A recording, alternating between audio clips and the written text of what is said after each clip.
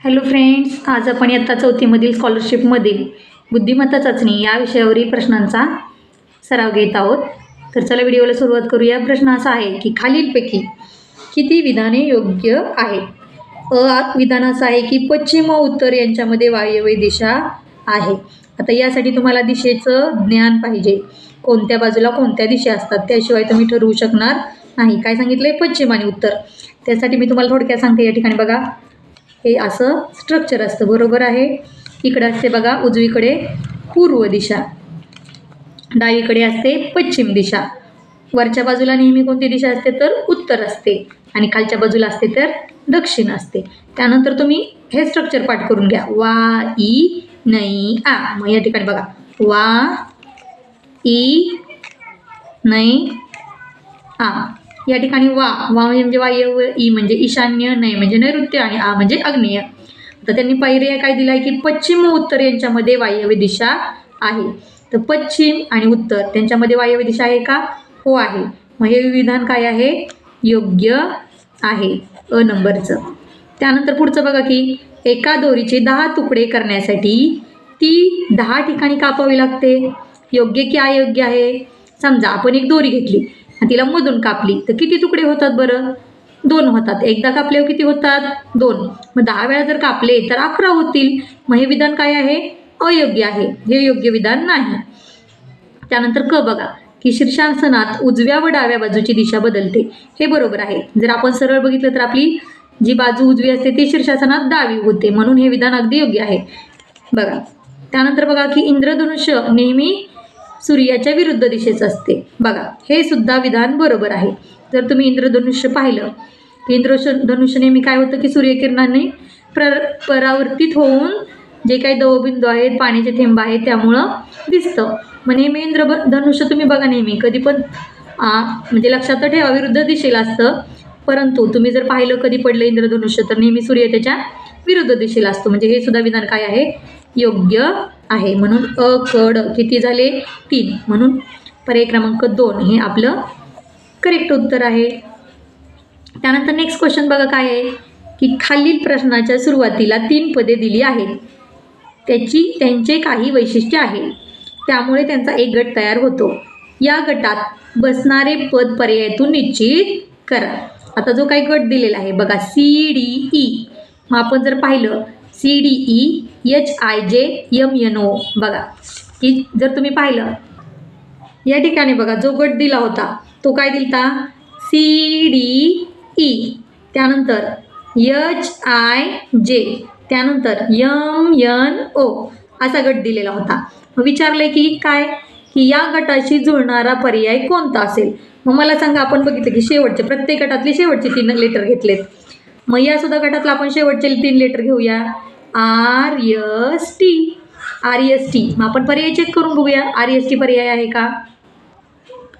या ठिकाणी बघा की RST कुठं पर्याय दिसतोय तर पर्याय क्रमांक 2 RST हा पर्याय आहे. मग दिलेल्या गटाशी हा पर्याय जुळतो, म्हणून आपलं पर्याय क्रमांक 2 हे याचं करेक्ट आन्सर आहे. त्यानंतर बघा की हिमालय, सह्याद्री, सातपुडा, मग त्याच्याशी जुळणारं काय विचारलेलं आहे की त्याच्याशी जुळणारं की पर्याय कोणता की पद कोणतं असं दिलेलं आहे. जर आपण व्यवस्थित जर बघितलं, हिमालय काय आहे? पर्वत आहे. त्यानंतर सह्याद्रीसुद्धा काय आहे? पर्वत आहे. त्यानंतर सातपुडासुद्धा काय आहे? पर्वत आहे. मग आपल्याला या ठिकाणी सगळे बघावे लागतील ऑप्शन. जर तुम्ही ऑप्शन चेक केले, पहिला ऑप्शन काय आहे? कळसुबाई. कळसुबाई पर्वत आहे का? नाही, शिखर आहे सह्याद्री पर्वतातलं. त्यानंतर कांचनगंगा हे सुद्धा शिखर आहे. अजिंठा वेरूळ हे काय आहेत? लेण्या आहेत, हे तुम्हाला माहीतच आहे. आणि निलगिरी मात्र काय आहे? पर्वत आहे. म्हणून पर्याय क्रमांक 4 हे आपलं करेक्ट आन्सर आहे. त्यानंतर पुढचा पर्याय बघा की पर्याय काय आहे? 49 प्रश्न क्रमांक आहे हा, त्याच्यात धरू नका. तर या ठिकाणी बघा की 57, 76 आणि 95 याच्याशी मिळतं जुळतं पद आपल्याला जुळणारं गटाशी काढायचं आहे. तर कोणतं येईल हे बघायचं आहे. या ठिकाणी बघा की 57, 76 आणि 95 पुढचा पर्याय विचारलेला आहे. तर तुम्ही जर बऱ्यापैकी अशी प्रकारची उदाहरणं आधी फरक बघा, बेरीज बघा करून, गुणाकार कशाचा आहे का, कोणाचा वर्ग आहे का, घन आहे का, काय ट्रिक वापरली हे नक्की चेक करायचं. या ठिकाणी काय काय दिसतंय ते तुम्ही चेक केलं तर या ठिकाणी बघा की 76मध्ये 57मध्ये किती मिळवल्यावर 76 होतात, तर तुम्ही नीट व्यवस्थित बघितलं, करून पाहिलं रफवर, तर 19 ॲड केलेले दिसत आहेत बघा. 19 काय केलेले आहेत, मिळवलेले आहेत. त्यानंतर पुढं 76मध्ये सुद्धा 19 मिळवल्यानंतर काय मिळतात, तर 95 मिळतात. आणि जर तुम्ही 95मध्ये सुद्धा 19 ॲड केले तर तुम्हाला काय पर्याय मिळतोय ते चेक करा बरं. जर तुम्ही बघा 9त 5 मिळवले तर 14 होणार, हातच्याले 1, मग 4 एकक स्थानी असा पर्याय कोणता आहे, ते 114 बघा. 95मध्ये जर 19 मिळवले तर तुम्हाला काय मिळणार आहे, 114 हा पर्याय. तर हे क्रमांक 2 हे करेक्ट आन्सर आहे, पदाशी जुळणारं पद आहे. त्यानंतर पुढचा क्वेश्चन कसा आहे बघा की 25 अंश छेद 23, त्यानंतर 49 अंश छेद 25, त्यानंतर 64 अंश छेद 53. आता ह्याच्यात काय नेमकं वापरलंय, कोणती साखळी आहे ह्याच्यात हे बघायचं आहे आपल्याला. आता वरचे जर अंश तुम्ही चेक केले तर काय दिसतंय बरं, सगळ्यात सोपं आहे बघा. तुमचे जर नंबर पाठ असतील स्क्वेअर नंबर चौरस संख्या म्हणजे बघा वर्ग संख्या आहेत ह्या. 25 कशाचा वर्ग आहे, 5चा. त्यानंतर 7चा वर्ग आहे 49. इथं 8चा वर्ग काय दिसतोय, 64.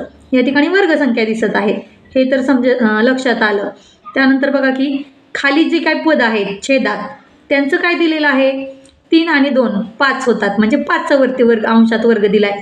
आता खाली इथं काय दिलेले आहेत, 25 वा 25 दिलेत, 2 आणि 5 काय होतात 7, आणि अंशात काय दिले 7चा वर्ग. इथं बघा 5 आणि 3 8, अंशात काय दिलाय 8चा वर्ग. आपल्याला वर्ग बघा, मग जर ऑप्शन तुम्ही चेक केले ते सगळीकडे वर्ग संख्या दिसत आहेत बघा. 100 वर्ग आहे, 36 वर्ग संख्या आहे, 81 वर्ग संख्या आहे, 125 बसणार नाही, चौथा पर्याय तर कॅन्सल झाला. त्यानंतर बघा खाली छेदात बघा 56 दिलेत, 5 आणि 6 किती होत आहेत 11, 11चा वर्ग 100 आहे का नाही, कॅन्सल झालं. त्यानंतर बघा 4 आणि 3 7, 7चा वर्ग 36 आहे का नाही, कॅन्सल झालं. तिसरा पर्याय जर पाहिलं 5 आणि 4 9, 9चा वर्ग 81 आहे का आहे, म्हणून पर्याय क्रमांक 3 हे याचं करेक्ट आन्सर आहे. त्यानंतर पुढचं पण बघा की आकृती दिलेली आहे, बरोबर आहे. काय आकृती आहे, बाहेर आहे वर्तुळ, त्यानंतर आहे आयत आतमध्ये, आणि आयताच्या आत काय आहे, त्रिकोण आहे. पुढं काय झालं, पुढं जाऊन जो आतमध्ये त्रिकोण होता तो बाहेर गेला त्रिकोण, आणि जो चौकोन 2 नंबरला होता तो आयत जो 2 नंबरला होता तो आत गेला, बरोबर आहे. म्हणजे आकृती फक्त फिरत गेली, बरोबर आहे. आता यानंतर पुढची आकृती काय येईल बघा की तुम्ही जर बघितलं हीच 3च आकृती फक्त आत बाहेर फिरलेल्या दिसतात. मग पर्यायात सुद्धा आपल्याला 3 आकृती असणाराच पर्याय शोधायचा आहे. पहिला पर्याय तर बसणार नाही, ह्याच्यात तर चौरस आहे, चौकोन आहे समभुज प्रकारचा, इथं पंचकोन आहे दुसऱ्या पर्यायामध्ये, आणि तिसऱ्या पर्याय बघा बरोबर एकदम बसतोय की आयत आहे, त्रिकोण आहे आणि वर्तुळ पण आहे.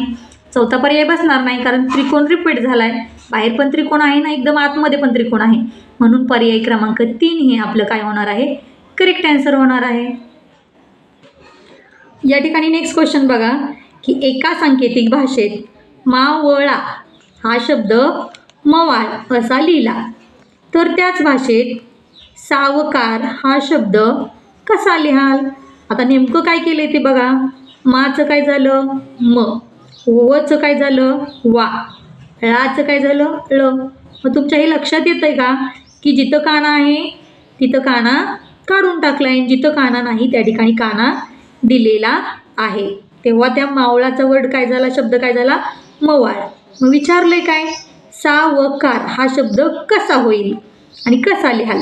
तर सावकार, सला काय आहे काना, तो काना निघून जाईल, स होईल. स कुठं आहे, पर्याय 1 मध्ये आहे, 2 मध्ये आहे, 3 मध्ये आहे. आता वला काय होईल, काना नाही आहे, मग काना द्यावा लागेल. वा कुठं आहे बघा, वा स वा झालं. त्यानंतर कचा काना जाईल, क होईल बघा, मी तरफ करून दाखवते. सचा काना जाईल, साचा काना जाईल, स होईल. वला काना नाही आहे, द्या काना. कला काना आहे, काना काढून टाका. रला काना नाही, काना द्या.